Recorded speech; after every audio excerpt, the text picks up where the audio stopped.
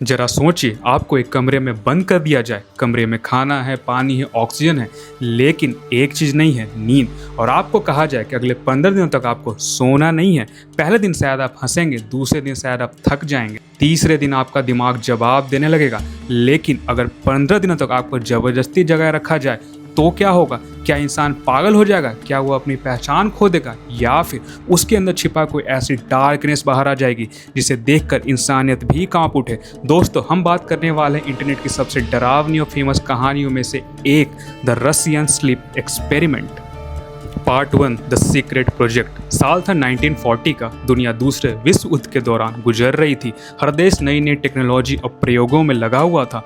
उस समय सोवियत रूस दुनिया के सबसे शक्तिशाली ताकतों में से एक बनना चाहता था। वैज्ञानिकों को नए नए प्रोजेक्ट्स पे काम करने के लिए खुली छूट दे दी गई थी। इसी दौरान एक सीक्रेट सोल्जर प्रयोग की कहानी सामने आती है। कहा जाता है कि सोवियत वैज्ञानिक जानना चाहते थे कि अगर इंसान को कई दिनों तक जगा कर रखा जाए तो उनके दिमाग और शरीर पर क्या असर पड़ेगा।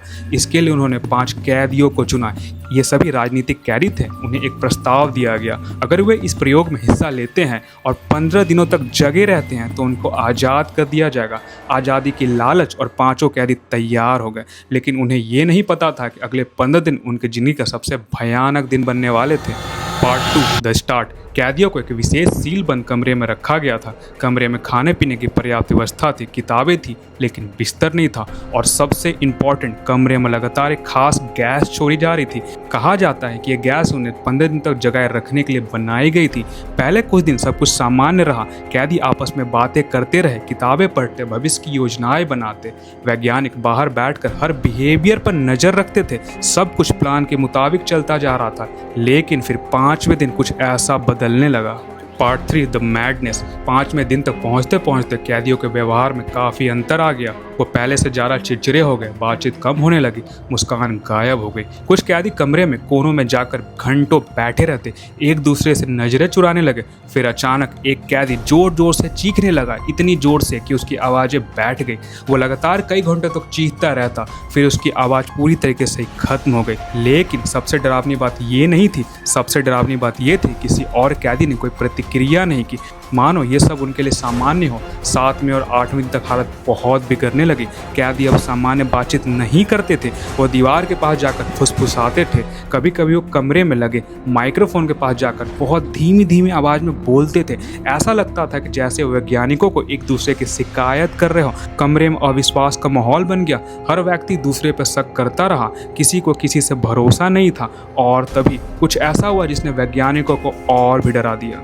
Part 4, the silence. 9वें दिन के बाद कमरे से आने वाली लगभग सारी आवाज़ें बंद हो गई। न चीख, न बातचीत, न कोई हलचल। पूरा कमरा भयानक खामोशी में डूब गया। वैज्ञानिक चिंतित हो गए। क्या सभी कैदी मर चुके थे? क्या उन्हें गैस ने मार दिया या कुछ और हुआ था? उन्होंने माइक्रोफोन से संपर्क करने की कोशिश की, लेकिन कोई जवाब नहीं मिला।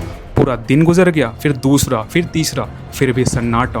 15वें दिन वैज्ञानिकों ने फैसला किया कि अब कमरे को खोला जाएगा। उन्होंने स्पीकर पे घोषणा की, हम दरवाज़ा खोलने वाले हैं, पीछे हट जाओ। कुछ सेकंड तक कोई जवाब नहीं आया। फिर अंधेरे कमरे के अंदर एक आवाज़ सुनाई दी, एक ऐसी आवाज़ जिसने सबको डरा दिया।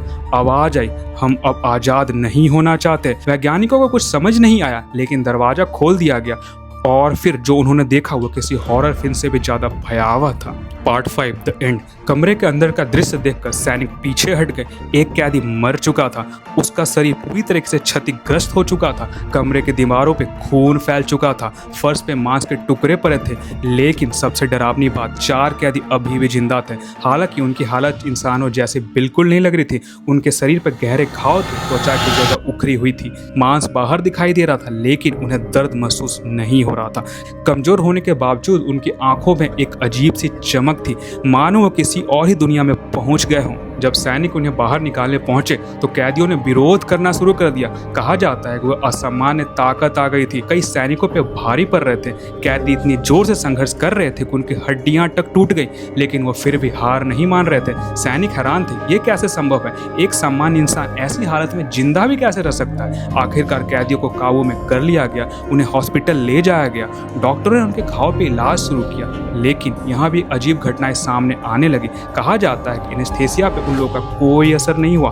ऑपरेशन के दौरान भी वो जागे रहते थे। कुछ डॉक्टरों का दावा था कि कैदी मुस्कुरा रहे थे। एक कैदी बार बार सिर्फ एक बात दोहरा रहा था, और गैस चाहिए, हमें और गैस ला कर दो। आखिरकार वैज्ञानिकों ने फैसला किया कि यह प्रयोग काफी खतरनाक हो चुका है, कैदियों को खत्म कर दिया जाए। एक एक करके सभी कैदियों को मार दिया गया, लेकिन आखिरी कैदी मरने से पहले बोला, सो नियरली फ्री। कमरे में सन्नाटा छा गया और प्रयोग खत्म हो गया। अब सबसे महत्वपूर्ण सवाल, क्या रशियन स्लीप एक्सपेरिमेंट सच में हुआ था? जवाब है नहीं।